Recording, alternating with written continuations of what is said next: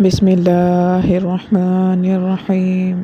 السلام علیکم۔ میں امید کرتی ہوں آپ سب خیریت سے ہوں گے اور اپنے اپنے گھروں میں خوش و آباد بھی ہوں گے۔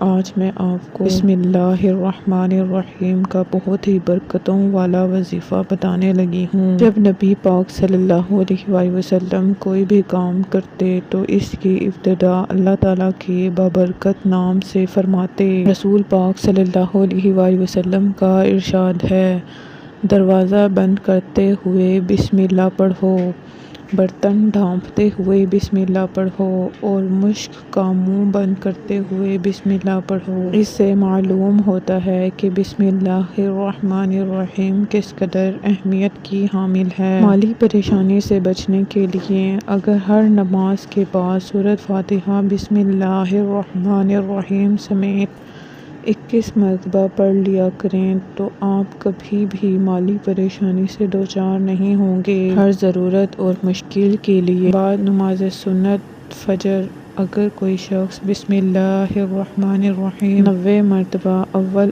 آخر 11 مرتبہ درود شریف کے ساتھ ہمیشہ ورد رکھے تو انشاءاللہ کوئی مشکل پیش نہ آئے گی۔ جب بھی ضرورت کے وقت پڑھے گا ہر مقصد میں کامیابی اور مشکل آسان ہوگی۔